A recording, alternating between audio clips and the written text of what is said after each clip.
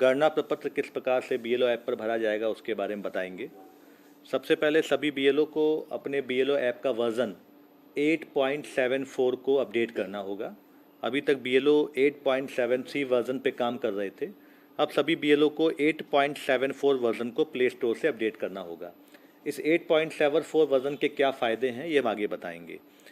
BLO app को login करने के बाद आपका एसआईआर टैब पे आप क्लिक करेंगे। यहाँ पर भाषा चुनेंगे। जो बीएलओ अंग्रेजी में भरना चाहते हैं वो अंग्रेजी में भरें, जो बीएलओ हिंदी में चाहते हैं वो हिंदी में भरें। हमने हिंदी पे क्लिक करेंगे, सबमिट करेंगे। सबमिट करके दो प्रकार के टैब आएंगे। पहला टैब है गणना प्रपत्र वितरण ट्रैकर और दूसरा टैब है गणना प्रपत्र भरें। हम गणना प्रपत्र भरे पर क्लिक करेंगे। हमें किसी मतदाता का गणना प्रपत्र भरना है तो हम उस पर क्लिक करेंगे। ये इस प्रकार से आप देखेंगे सभी मतदाताओं के विवरण खुलकर आ रहे हैं, जो भी आपकी मतदाता सूची मतदाता हैं। इसमें हर मतदाता के सामने फार्म भरें या अप्राप्त योग्य चिन्हित करने का विकल्प आ रहा है। अप्राप्त के लिए हम बाद में बताएंगे, हम पहले फार्म भरेंगे। आप सबसे ऊपर देखेंगे कि गणना प्रपत्र भरें के नीचे क्यूआर कोड लिखा हुआ है। क्यूआर कोड जो आपका गणना प्रपत्र है उसके भी प्रत्येक मतदाता के लिए एक क्यूआर कोड लगा है। आप सभी गणना प्रपत्रों को भरने के लिए क्यूआर कोड का इस्तेमाल करें ताकि यह जानकारी हो सके कि ये गणना प्रपत्र असली है जो बीएलओ द्वारा मतदाता को दिया गया है। हम क्यूआर कोड स्कैन पर क्लिक करेंगे और एक मतदाता के क्यूआर कोड पर जैसे ही रखेंगे विदिन एक सेकेंड उस मतदाता का विवरण आ जाएगा जिसका आपको गणना प्रपत्र भरना है। अब हम इसका फार्म भरेंगे। हमने फार्म भरे पर क्लिक किया। यहाँ पर देखेंगे कि इनका नाम राजेश रस्तोगी है, पिता का नाम रामस्वरूप है। चूँकि नीचे बीएलओ ने मैप कर रखा है 2003 की एसआईआर सूची में राजेश रस्तोगी, विधानसभा 87, भाग संख्या 246, क्रमांक 290 और रामस्वरूप उनके पिताजी का नाम है। तो राजेश जी के पिताजी का नाम रामस्वरूप है। ये आपको देखिए ऊपर भी दिख रहा है, राजेश के पिताजी का नाम रामस्वरूप है। आपको लगता है कि ये बिल्कुल सही है तो आप सत्यापित करें पर क्लिक करेंगे। अब यदि आप इनके मतदाता के रिश्तेदार पिता का नाम चाहते हैं दर्ज करना तो ठीक है, नहीं चाहते हैं तो आप इसको नहीं कर देंगे तो आपका ये गणना प्रपत्र का फार्म खुल जाएगा। यहाँ पर सबसे पहले हम इनकी जन्म तिथि भरेंगे मतदाता ने जो अपने गणना प्रपत्र पे दी है। जैसे इस मतदाता की जन्म तिथि 1 जुलाई 48 है तो हम 1 जुलाई 48 पर क्लिक करेंगे, ठीक है। इसके बाद अगर उन्होंने अपना आधार नंबर दिया है, वैकल्पिक है हालांकि, यदि दिया है तो आधार नंबर भी हम इनका भरेंगे। इस प्रकार से हम इनका आधार नंबर भर रहे हैं।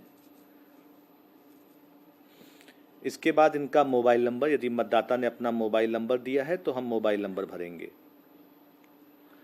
पिता का एपिक नंबर यदि है तो ठीक है और नहीं है तो पिता का नाम भरना अनिवार्य है क्योंकि इस पर लाल रंग का स्टार लगा है।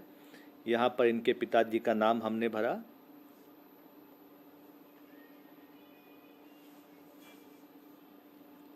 इसके बाद माताजी का एपिक नंबर यदि उपलब्ध है ठीक है, नहीं तो माताजी का नाम भरेंगे, ये भी भरना अनिवार्य है। इसका मतलब माता और पिता का नाम गणना प्रपत्र पे भरा जाना अनिवार्य है।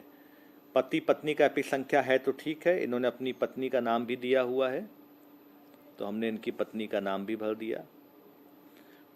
इन्होंने अपनी पत्नी का एपिक नंबर भी दिया है, हालांकि ये भरना आवश्यक नहीं है, लेकिन अगर आपके पास समय है तो आप इसको भर सकते हैं क्योंकि ये मतदाता द्वारा दिया गया है।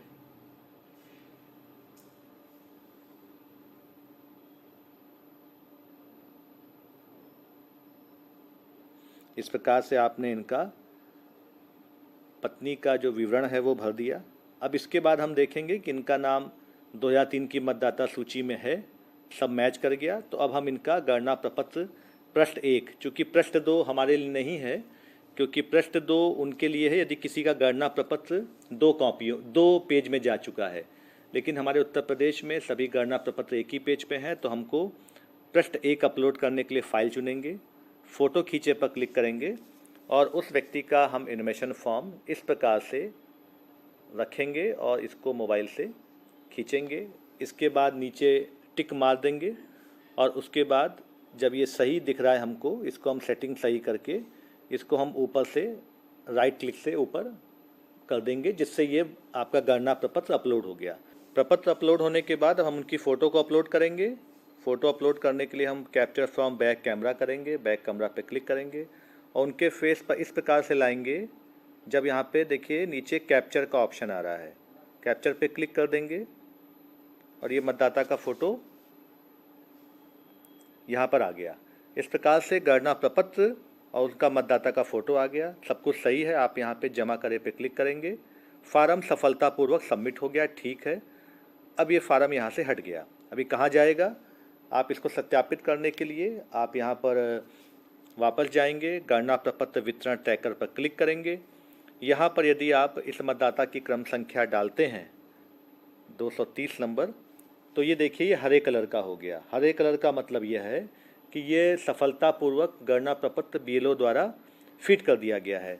और यहाँ पर रंग कोड और जानकारी पे क्लिक करेंगे तो ये हरे कलर में एकत्रित के रूप में चिन्हित करे में आ जाएगा। इसका अर्थ ये है कि आपका ये गणना प्रपत्र सफलतापूर्वक सबमिट हो गया है। धन्यवाद।